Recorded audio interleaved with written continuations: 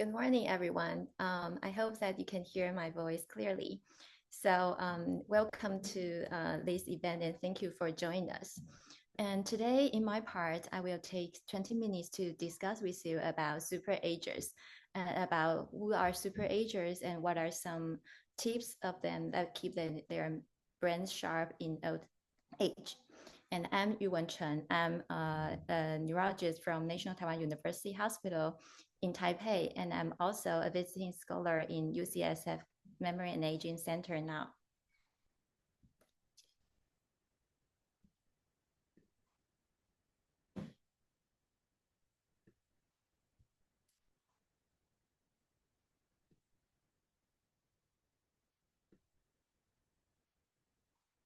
So I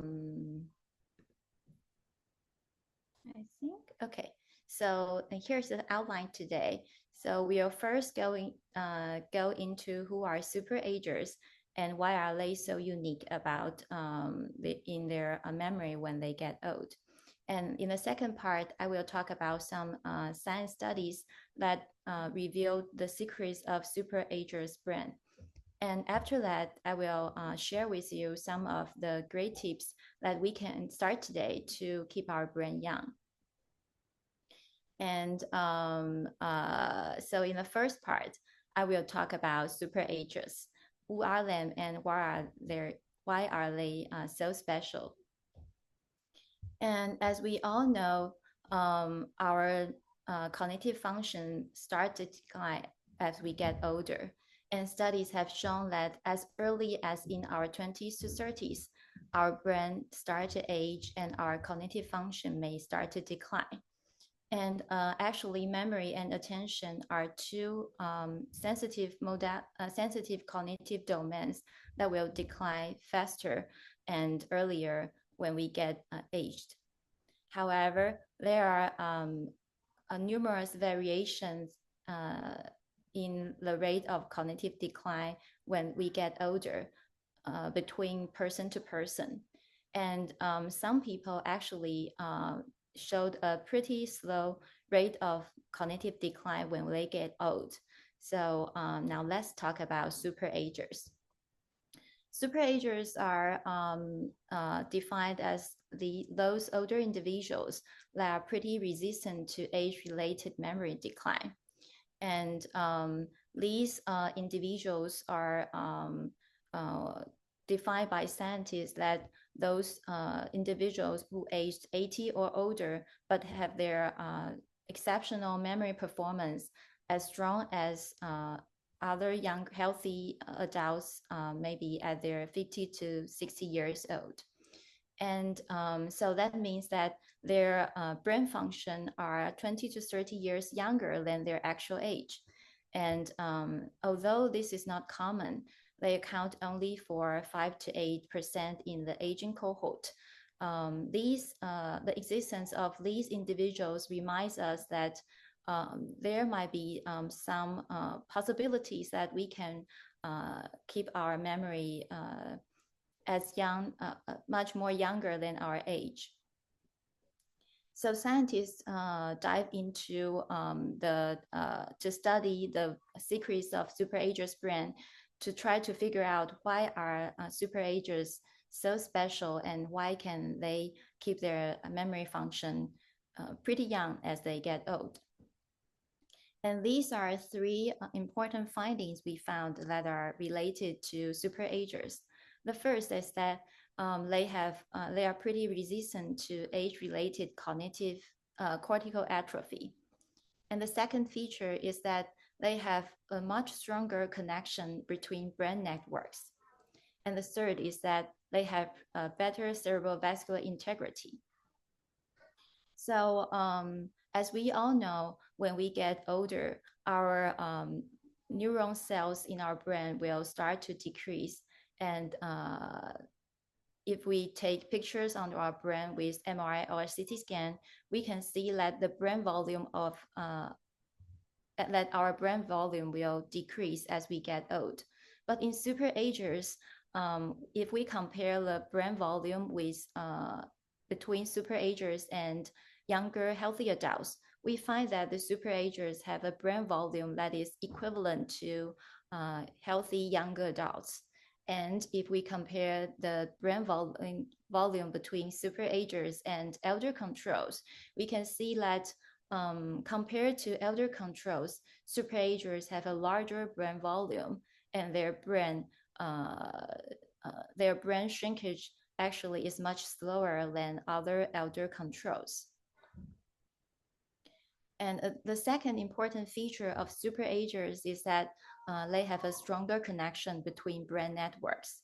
Brain networks are regions of different regions of brain that function connectively, function with a specific function, such as memory network and attention network. And in superagers, scientists found that they have much stronger in between network and within network connections, especially for the memory and attention networks. And that may be the reason why they can have a much preserved memory performance compared with others. And in addition to a larger brain volume and a stronger connection of the brain networks, superagers' brain also showed a better cerebral vascular integrity. The cerebral vascular system is the blood supply system that supports our brain and to apply adequate nutrition and to remove waste. So it's very important for our brain health. And in superagers, they have much less uh, cerebral vascular lesions, such as white matter changes related to age, compared with other elder adults. And in addition to those differences of brain between superagers and other elder individuals, these are additional special features about superagers. They usually have a better sleep. They usually have a better mental health, and that means less depression or anxiety. And they often have a better physical health condition. They are often more actively involved in their lives, and a larger proportion of these superagers have uh, playing music as their habit. And finally, these superagers often have less vascular risk factors such as hypertension, diabetes, or cardiovascular disease. So after we take a look about the unique parts of the superagers, now we want to take a look about some of the habits that we can do to keep our brain young. So in order to keep our brain healthy, and we would like to increase protective factors that is good for our brain health. And we also would like to reduce risk factors that may contribute to dementia. So let's first look into what are some of the protective factors we can do to promote our brain health. The first thing we can do is learning. And learning can have different ways, such as educations we received when we were young, and also include learning new skills when we are working. And it also include learning new habits or enjoy new activities. So learning can help us help our brain to store a better brain reserve. And a brain reserve is something like the saving account of our cognitive function. So if we can store more cognitive reserve when we are young, then when we get older, we will be more resistant to age-related cognitive decline. The second good thing is exercise. And I think we all agree that exercise can is a very good habit for our body. But in addition, it is also very good for our mental health and also our brain health. And oftentimes we want to know that which kind of exercise is the best, but actually studies show that the modality of exercise doesn't really matter that much. And the most important thing is that to find an exercise that you can incorporate in your daily life and that you can stick with it for a long time and regularly. So walking or dancing or playing Tai Chi or playing yoga are also good exercise that we can try. And of course, having a regular exercise daily is the best way. But studies also show that even if we can only do exercise 1 or 2 days a week, it is better than we do nothing exercise. So start some exercise today will be helpful. And hopefully we can have a regular exercise in the long run. And the third protective factor is remain socially engaged. And if you have joined our previous webinar, I think you must be convinced that social connection is very important, not only for our mental health, but also for our cardiovascular condition and also our brain. So keep yourselves socially engaged. And and a smart way to do so is to join some social some groups, interest groups that you are interested in. And with this group of people, you can learn new things and you can also maintain a social connection with them. And the fourth thing I would like to talk about is to maintain a healthy diet. And we all know that healthy diet is not only important for our body, it's also important for our brain. And what does a healthy diet mean? This is a quote from the general guideline of a healthy, nutritious diet supply. So usually we will advise more whole fruits, whole grains, and you can choose low fat or fat free dairy. And we can have more vegetables and adequate proteins and also healthy oils. And in addition to a balanced fresh food support, for some individuals that have special dietary restrictions, some supplements may be helpful. So for example, for individuals that have strict vegan diet, maybe a vitamin B12 supplement will be helpful to ensure adequate source of this essential vitamin. And now here comes to the part that in addition to maintain healthy habits that is good for our brain, we would also like to prevent some risk factors that might increase the risk of dementia. So the first important thing is hypertension and diabetes. Elevated blood pressure and blood sugar will silently damaging our cardiovascular system. And if you remember, the cerebral vascular system is actually very important to support our brain. So it is very important to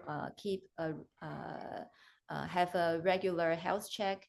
And if you have hypertension or diabetes, which are quite common in the general population, then please monitor it closely and cooperate with your physician to modify your diet and medication to keep your blood pressure and blood sugar at optimized level.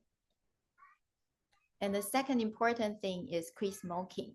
I think most of us agree that smoking can damage our lungs and also our heart and will increase risks of cancer. but actually it can also damage our brain, because that the smoking can damage our cerebral vascular system, and also it will induce inflammation of our body. So if you're a smoker, quit smoking is the first thing and the most important thing you can do to prevent your brain, to promote your brain health. And I would like to talk a bit about hearing loss. Um, Actually, based on previous epidemiology studies, scientists find that about half of the our lifelong risk factors for dementia are actually potentially modifiable. And among these modifiable risk factors, hearing loss accounts for 7%, and it is one of the leading risk factors that can contribute to later cognitive decline. So if you have a hearing problem, it is important that you seek a hearing test and some further evaluation quickly. And intervention for hearing loss will protect your brain from accelerated cognitive decline. And the fourth thing I would like to talk about is protect your head. And head injury is a major risk factor for dementia. Studies have shown that even one single head injury can cause accumulation of tau protein in our brain. And tau protein is actually one of the most important pathogenic proteins that is associated with Alzheimer's disease. So always wear the helmet when you ride a bike. Always use the seat belts when riding a car. And another important thing is to prevent falling when we get older. These approaches to prevent head injury will also be protecting our brain. And here are the summaries of those good habits we can do to keep our brain young. For the protective factors, maintain a lifelong learning and incorporate regular exercise in your daily activities, keep yourself socially engaged, and maintain a healthy diet are those good things we can do. And on the other side, we should do our best to prevent these risk factors that include hypertension, diabetes, smoking, hearing loss, and head injury. So in this part, these are the conclusions I would like you to remember. First is that we talked about the effect of aging on our cognition. For most people, memory and attention are especially sensitive to age-related changes. However, there are some individuals that we call super agers. They remind us that actually memory loss is not inevitable when we get old. So we talked about several strategies that we can do to keep our brain young in everyday life. And hopefully we can start building some healthy brain habits since today. And these are my presentations, and we will accept questions after both of our parts of the presentations. Okay. Thank you, Lily, for the introduction. Wait. Oh, yeah. Thank you, Lily, for the introduction. And that was such a fascinating look into the super agers. And thank you, Dr. Chen. And it's daring to know what the brain is capable of even as we age. And now I'd like to shift gears and talk about the other side of aging, the growing challenge of Alzheimer's disease, and what we've learned about it over the past few years.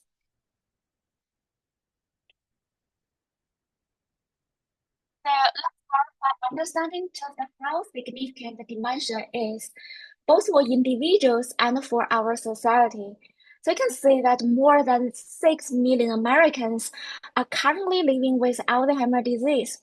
That's already a large number, but it's expected to be more than double by 2050, reaching near 13 million people. This growth is largely due to the aging population. And we see a powerful and sobering statistics. 1 in 3 seniors dies with Alzheimer's or another form of dementia. That means dementia is not just common, it's a major cause of death, even more than breast cancer or prostate cancer combined. And the economic impact is also huge.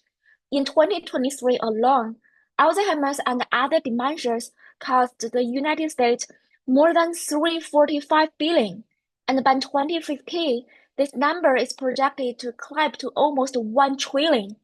So these costs reflect not only healthcare and long-term care, but also the impact on families and caregivers. So dementia isn't just a medical issue. It's also a social and economic challenge that affects all of us. And next, I want to talk about what is dementia. So actually, like dementia is an umbrella term for loss of memory and other thinking abilities, such as like a social function, um, an executive function, and also affect our daily life.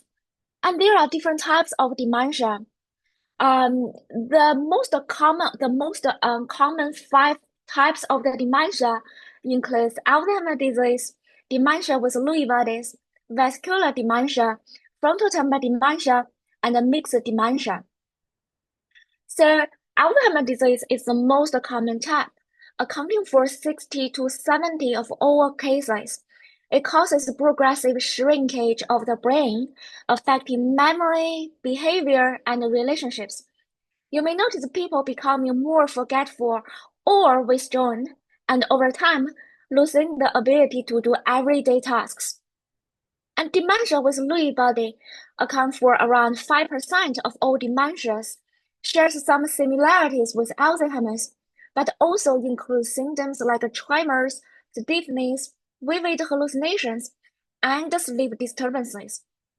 You might hear about it in connecting with Parkinson's-like symptoms as well.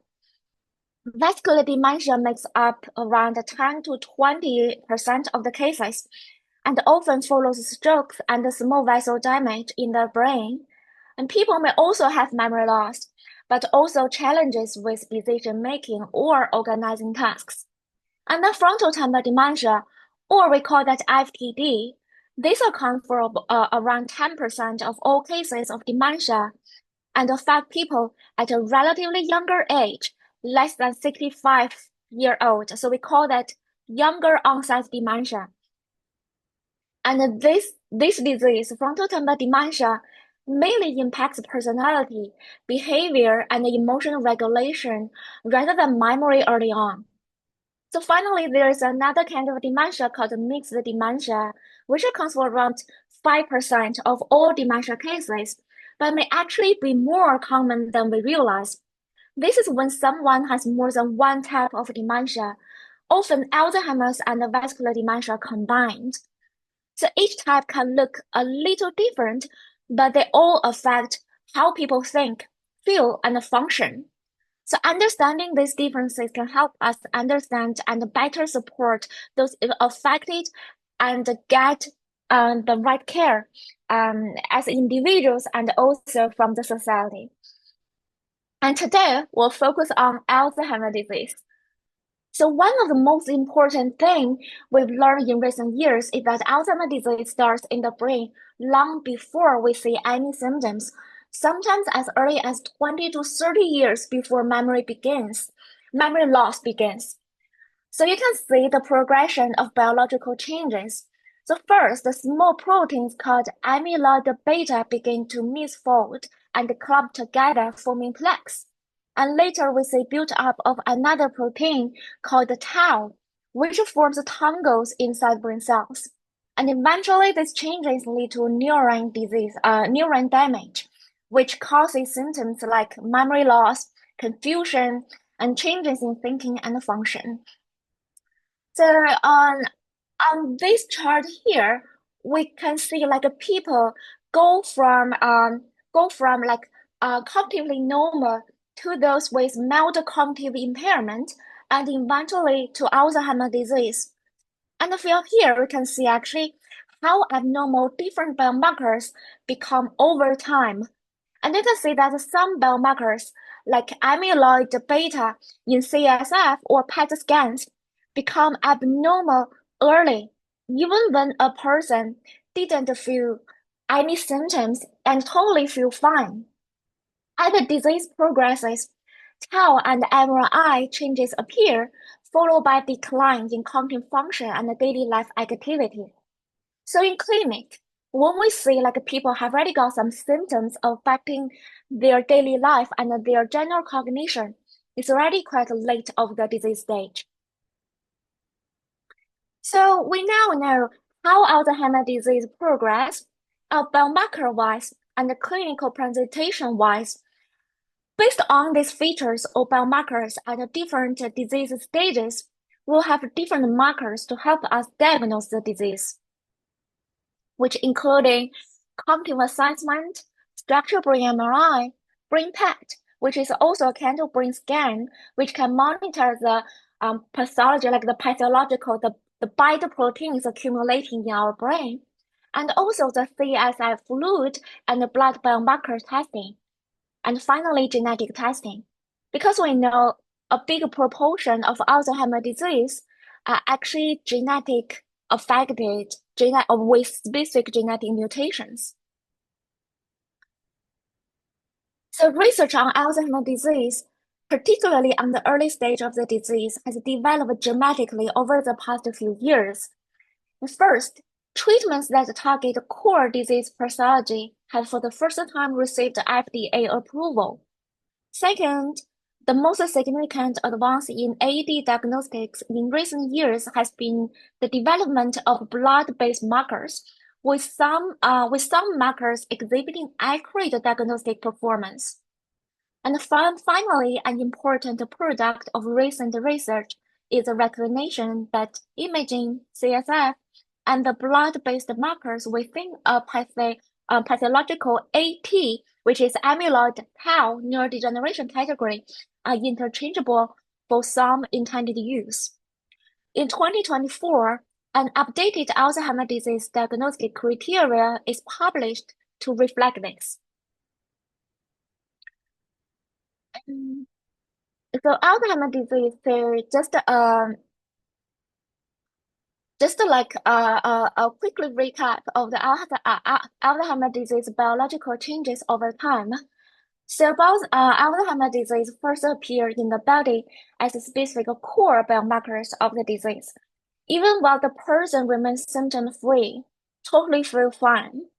But the underlying pathological changes related to the processing and clearance of a protein like the beta proteins may begin much earlier in the disease progress, as we mentioned, sometimes even earlier than like 20 to 30 years of the disease, which means like individuals with abnormal biomarker result, sometimes for most of the time, they didn't even have any symptoms, but they've already got some biomarkers in their blood, in their CSF, in their brain, and these people will have will be at risk for developing Alzheimer's disease later. And clinical symptoms are the outcome of the disease process, but are not required to diagnose Alzheimer's disease. Because the biomarkers, like the abnormal proteins, the biomarkers exist in your brain several like decades before the disease. And common clinical symptoms of Alzheimer's disease can also result from other conditions, so they alone are not sufficient for diagnosis. As we just introduced, there are so many types of different dementias, and they all share some similarities and similar clinical presentations. So with only clinical symptoms, it's impossible to accurately diagnose Alzheimer's disease. And finally, Alzheimer's pathology can present with different clinical phenotypes. Like, even like people with the same pathology, like Alzheimer's disease, at the different disease stages and also across different individuals, they may have different clinical presentations. So the diagnosis of Alzheimer's disease is very complicated, and we need to update the diagnostic criteria to reflect the new findings over the past few years. And the updated diagnostic criteria groups biomarkers into three broad categories, including core biomarkers of Alzheimer's disease neuropathology changes, and the non-specific biomarkers that are important in AD pathology but are also involved in other brain diseases, and also biomarkers of common non-AD co-pathologies. So just a recap of this progression of the biomarkers or like the clinical presentations about Alzheimer's disease. So first, the small proteins called amyloid beta begin to misfold and clump together, forming plaques, and then we see build up of another protein called tau, which forms tangles inside your brain cells.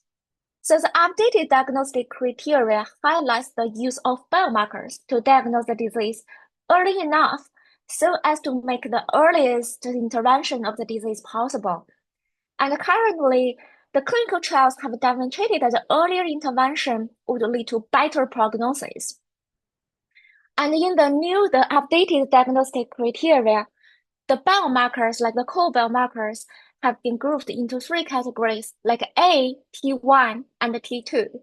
And as we just mentioned, the progression of the biomarkers in your brain, these three categories of the biomarkers reflect the disease stages.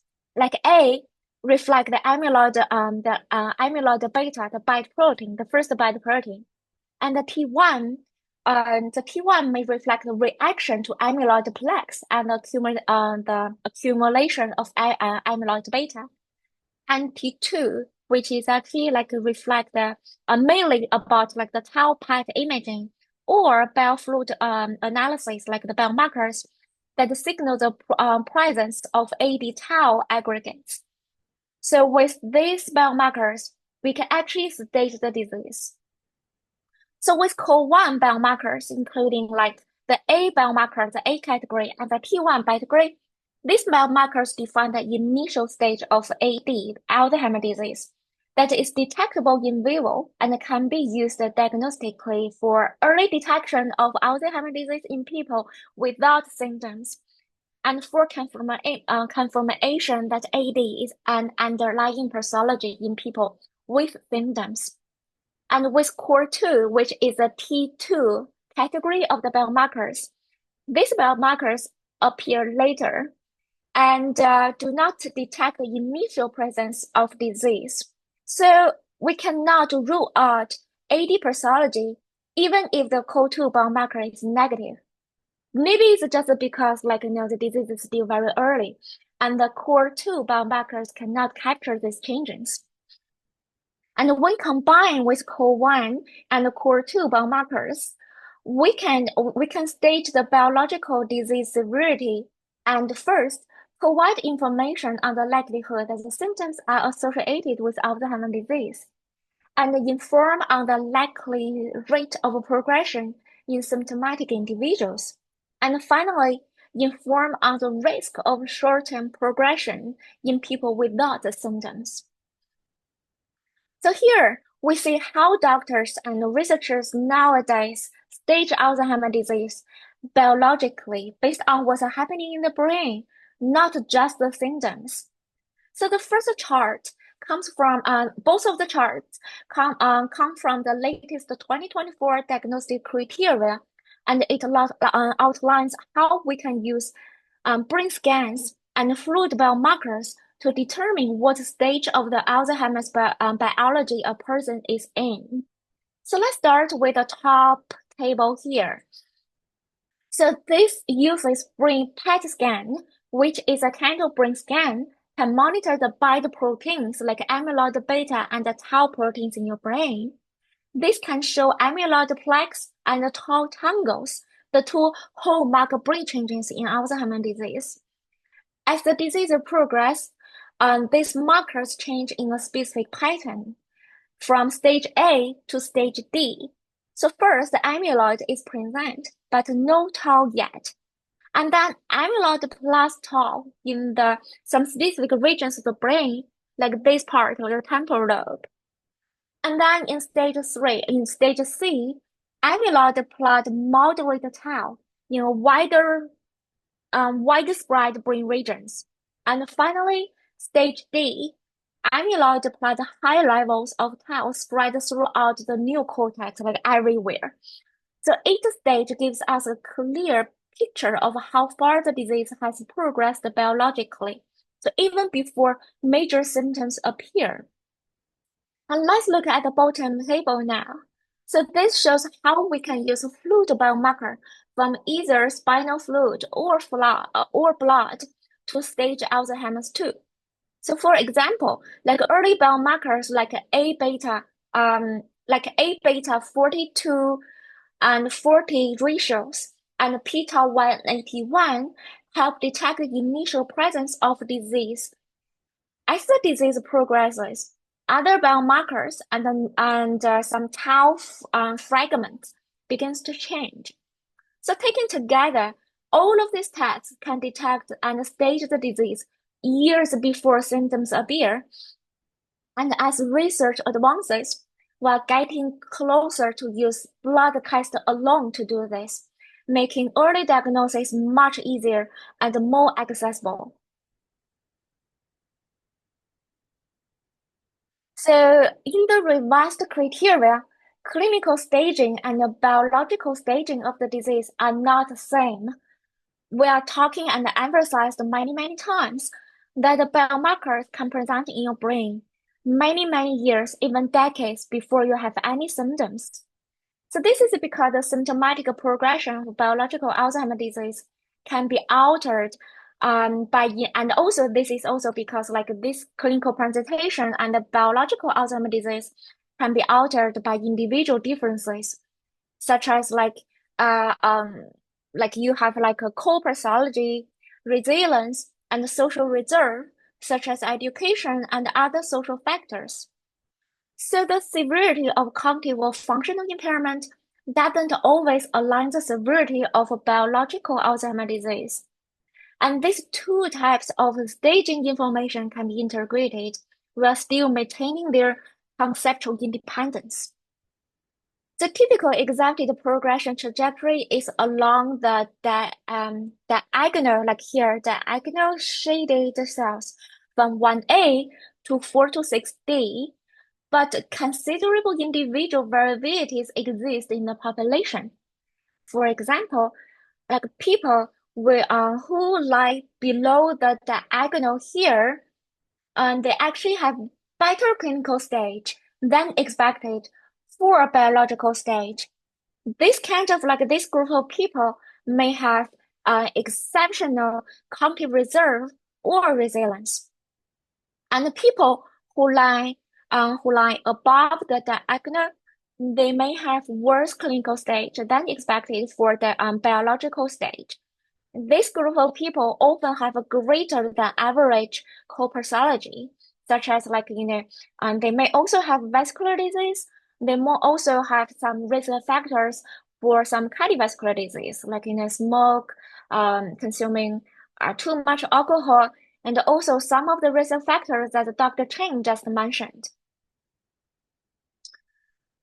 So from all of this information we have discussed, so we know that nowadays, how do we diagnose Alzheimer's disease? So brain changes, I still want to highlight this. So brain changes can begin up to 20 to 30 years before symptoms appear. And the biomarkers in your blood, in your spinal fluid, or in the brain scans can detect these very early changes even before memory loss starts. So that's why when you go to the hospital or when you attend our research study, we not only test your cognitive function, we only take your blood sample and your CSF sample, and also sometimes we also do genetic testing to test if there are any risk factors or there are any early evidence of these pathologies accumulating in your brain. So new tools help doctors and researchers identify Alzheimer's disease much earlier and more accurately using a combination of counting tests, brain imaging, including MRI or PET, blood or spinal fluid test for Alzheimer markers, and also careful review for clinical presentations, including memory, behavior, and daily function. And diagnosis now combines biological evidence and also clinical observation to better guide care and treatment decisions by the clinical doctors and also by the researchers. So this is the general takeaway message from this part of this presentation, that the person can have Alzheimer changes in the brain even without any symptoms. And at this time window, this is very critical for early detection and early planning for early intervention. And symptoms alone are not enough for diagnosis. Not all memory problems are Alzheimer's. We have so many different types of dementia. They all share similar presentations, but only we can accurately diagnose the disease. Knowing the underlying pathology, we can decide the most individual and targeted therapy for all people and also benefit their family members. And then I want to use maybe a couple of minutes to talk about the prevention of dementia. As Dr. Chen has already mentioned a lot of this, like risk factors and also how we can maintain our brain health.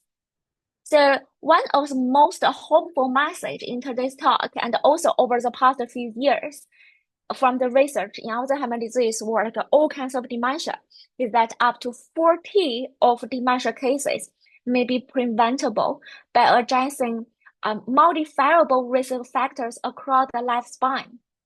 And this graph from a major international report published in 2020 shows us how different life stages continue contributing to dementia risk and what we can potentially do about that. In early life, one of the biggest risk factor is less education. So making sure children have access to quality education builds cognitive reserve that can protect the brain later in the life. And then we now have an updated figure from a 2024 report. And this is even more exciting. It's actually telling us up to 45 of dementia cases may be preventable. And this is around half of the 100% like all cases of dementia, only if we address certain risk factors throughout life. So let's zoom in the midlife. We quickly mentioned the early life. So let's look in the midlife. So this stage has the most risk factors, including like hearing loss. The biggest single factor accounts for 7% of all the cases. And then high cholesterol, especially like the LDL, accounts for 3% of all the cases. In addition to these factors, we also have depression, traumatic brain injury, inactivity, diabetes, smoking, hypertension, obesity, and also consuming too much alcohol. So these are things we can screen for, manage, and treat, especially in middle age, when early brain changes may be starting. So Dr. Chen also mentioned that our brain may start getting older since our 20s to 30s. So we need to keep in mind, like all of these factors we need to pay attention to. And then in later life, risks include like social isolation. Our outreach event do have a separate session previously talking about social isolation. And this video has already been uploaded to our YouTube channel. So if you are interested, you can also have a look at that talk. In addition to social isolation, we also have air pollution, visual loss. This may seem subtle, but staying socially engaged, protecting your senses, and promoting clean environments all matter. And these factors account for, like in total, all of them account for up to 45% of potentially preventable dementia cases. So finally, the takeaway. So dementia is not only about aging, it's also about lifestyle, environment, and access to care throughout life. So there are things we can do at every stage of life to help protect brain health. So if we could eliminate all these risk factors, we could potentially prevent or delay about half dementia cases. So, well, not all dementia can be prevented. There's still a lot we can do as individuals, families, and communities to reduce the risk. So this is all the information I want to deliver from my talk today.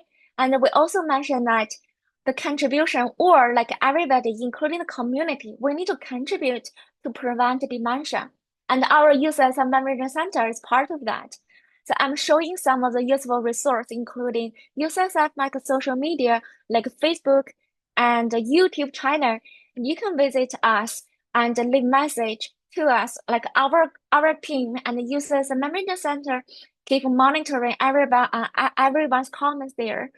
And our previous events and talks have already been uploaded to the Users of Memory Center and also Users of Memory Center Chinese Outreach YouTube channel. So if you are interested, you can go to our YouTube channel for more information. This is our official website of the Users of Mic Outreach. You can get more information here about our research, about how to contribute to the research, and about our recent findings and our research projects. And finally, I want to showcase here all our lab members here. So Dr. Bolin P, she is the leader of our Chinese outreach. We also have Dr. Chen here. And all of these people, including Lily, who is the host of today's event, and everybody is here. And we are here always to support you. So contact us anytime if you have any questions or if you are interested in research to contribute to this field. You can scan this QR code or go to our website or call us or maybe send us an email. We can provide more information and you also get like all of this content text, brain scan, and also all of this useful information you want by attending our research activities.